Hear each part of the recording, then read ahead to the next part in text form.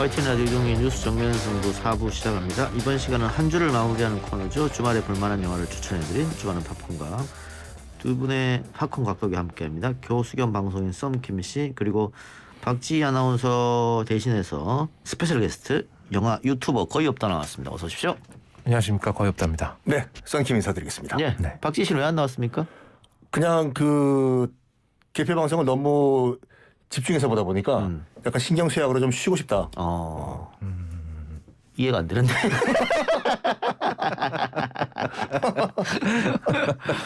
박지희 씨도 아마 개표 방송을 본인이 아마 새벽까지 진행했을 거예요. 그러다 보니까 그렇구나. 네. 컨디션이 아직 돌아오지 않은 것 같은데. 우리 거의 없다는 네. 처음 모신 거 같네요. 예, 제가 드디어 YTN까지 왔군요. 요즘에 각 방송국에 굉장히 많이 나오시더라고요. 네, 뭐 이렇게 만만하게 시간 때울 때도 많이 부르고요. 영화 프로그램 뭐 영화 좀 와서 소개 좀 해라 이런 식으로 많이 부릅니다. 그러니까 영화 전문 유튜버니까 뭐 영화 평론으로 많이 다니시는데 네, 정치 비평을 왜 하는 거예요? 저도 그렇게 많이 하게 될 줄 몰랐어요. 사이드로 하다가 네, 뭐 대부분의 직업이 다 그렇지 않습니까? 사실 유튜버도 하게 될 줄 몰랐다고 하게 된 거거든요.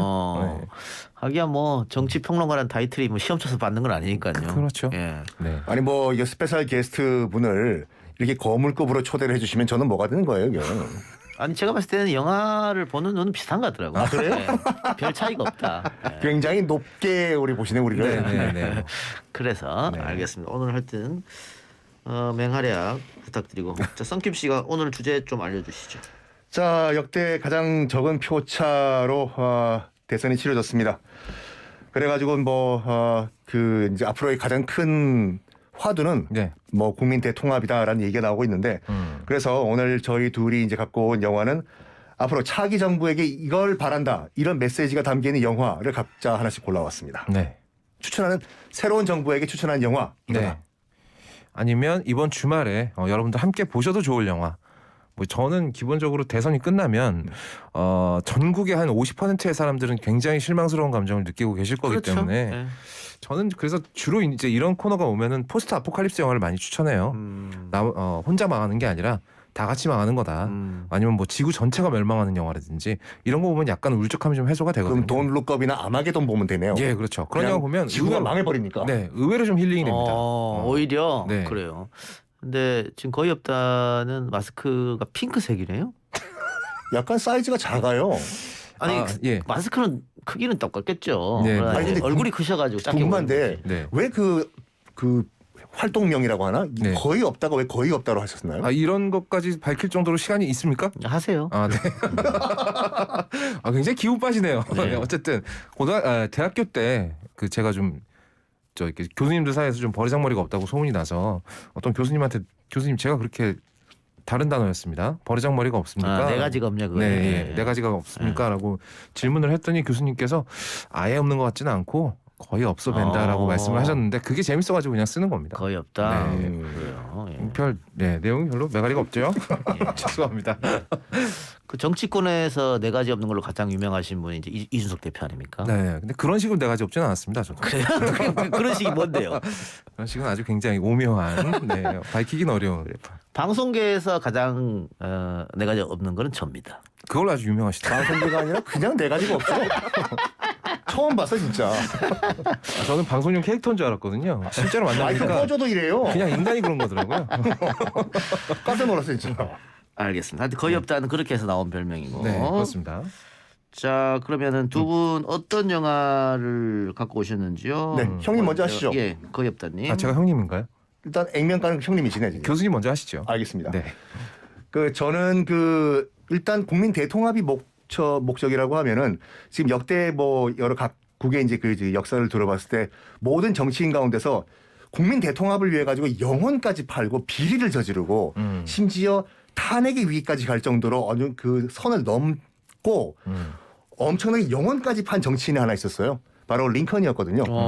그래서 이제 그 링컨 지금까지 그 링컨 남북 전쟁 같은 경우에는 여러분 아시다시피 그 총 300만 명이 죽었어요. 네. 당시 이제 미국의 인구가 이제 3천만 명이었거든요. 그래서 10명 중에 1명이 죽은 어마어마한 전쟁이기 때문에 이걸 어떻게 합리화하기 위해 가지고 아브라함 링컨이란 사람을 약간 영웅시하는 경향이 있거든요. 예. 우리도 이순신 장군이라는 그 안중근 의사는 까방권이 있어가지고 비평을 못 하잖아요. 그렇죠. 못하죠. 못하죠. 불가능하죠. 그래서 아브라함 링컨은 남북 전쟁을 종식시키고 노예를 해방한 어떻게 보면 위인이다라고 딱 설정을 해놓고 약간 뭐랄까 비평을 하면은 넌 왜 링컨을 비평을 해?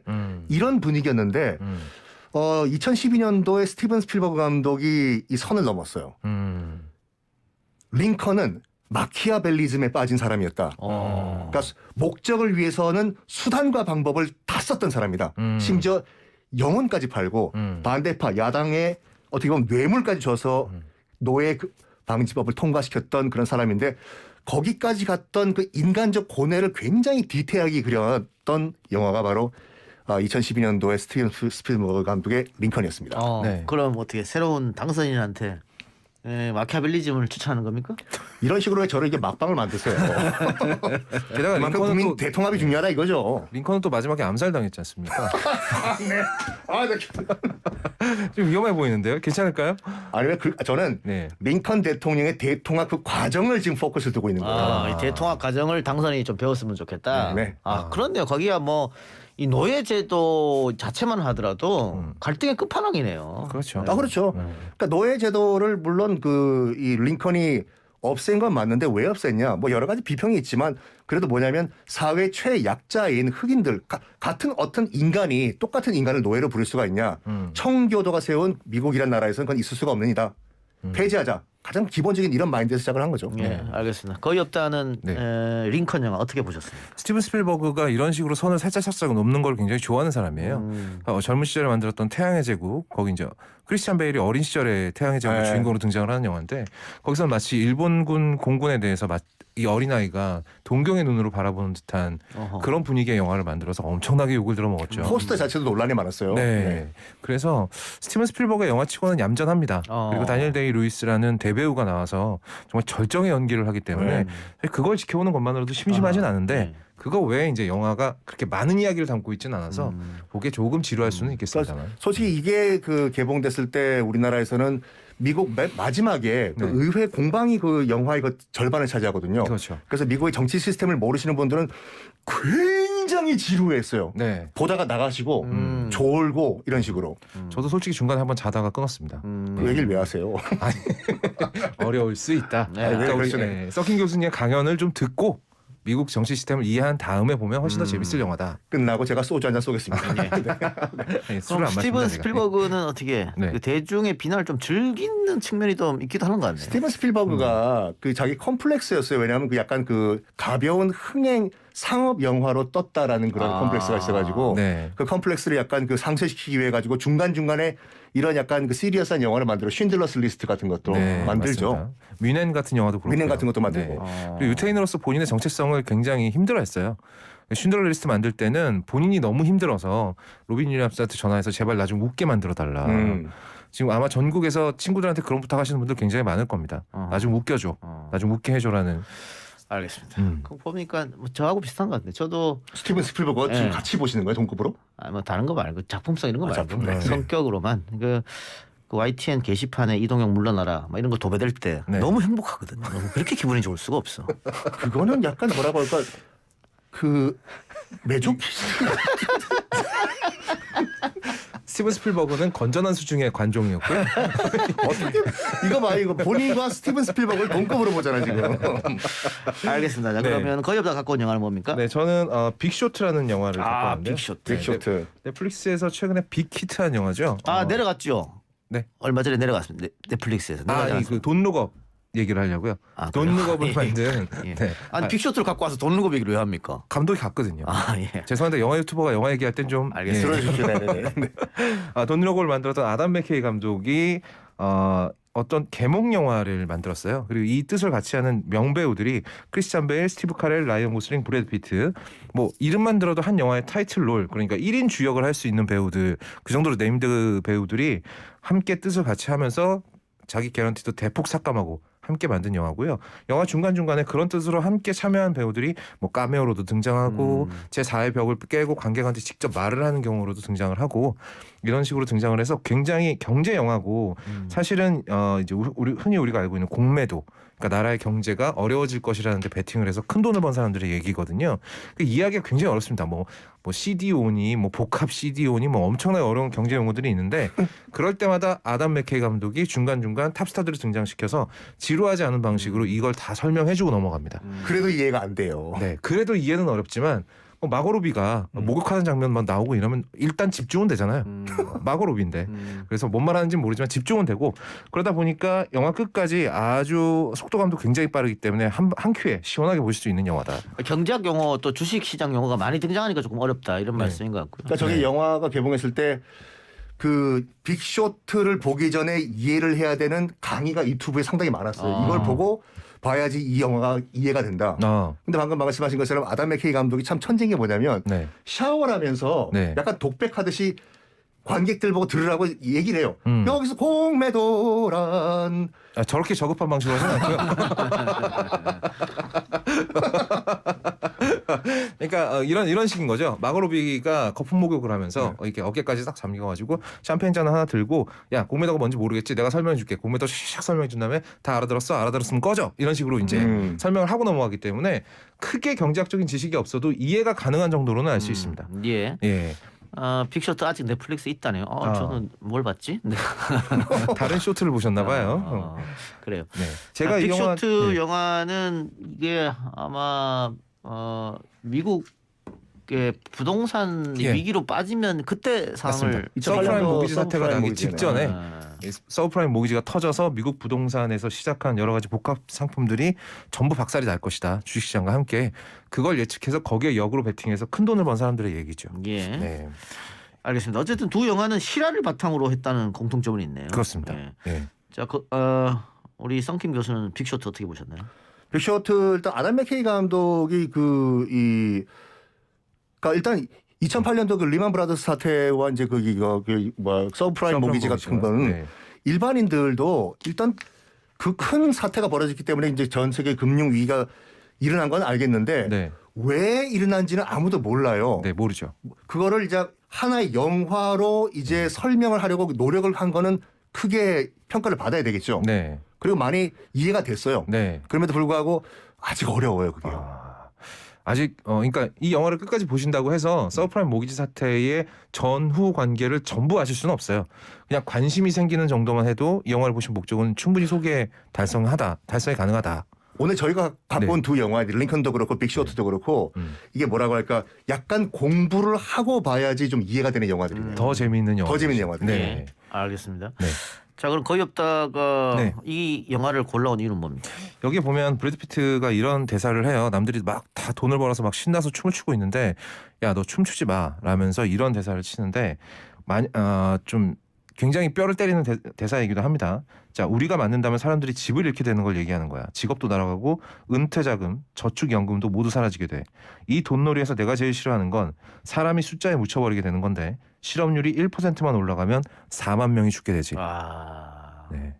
지금 당선인께서 아마 주변에 여러 가지로 이제 여러 경로를 통해서 경제 관련해서 보도를 받게 되실 거고 실업률이라든지 청년 실업률이라든지 이런 거에 대해서 보고서의 형식을 통해서 이제 보고를 받게 되실 거예요. 그런데 그 숫자 안에는 사람이 있다는 사실을 좀 잊지 말아 주셨으면 하는 마음에. 소수가 돈잔치를 할 때 네. 대부분의 다수들은 극단적 선택을 할 수도 있다. 뭐 그런 말씀인 것 같고요. 네. 사실 IMF 때도 그랬죠. IMF 때도 상위 0.몇% 분들은 아주 싼 값에 부동산을 매입하고 이러면서 뭐 이대로 영원을 외쳤던 적이 있으니까 우리도. 그렇죠. 그때 뭐 잔고에 이제 미국 은행에 그 계좌에 달러가 있었던 분들은 엄청나게 대박이었죠. 환율 때문에 돈 많이 버셨죠 그때. 네. 그 남대문 시장 암달러상들도 많이 벌었다고. 그러니까요. 그랬어요. 네. 예, 알겠습니다. 자, 그리고 거의 없다님이 영화 기생충도 차기 정부에 추천하고 싶다고 갖고 왔는데 네. 여기는 어떤 메시지가 있을까요? 뭐 이 영화 얘기했다가 찍히는 건 아닌지 모르겠는데 기생충을 만들었던 봉준호 감독, 기생충으로 아카데미상을 싹쓸이하는 바람에 국격을 높였던 봉준호 감독이 박근혜 정부의 블랙리스트 대상이었었습니다. 그래서 봉준호 감독이 지금까지 항상 영화 제작사들과 영화를 만들었었는데 그때 유일하게 넷플릭스와 같이 영화를 만들었어요. 옥자라는 영화였었죠.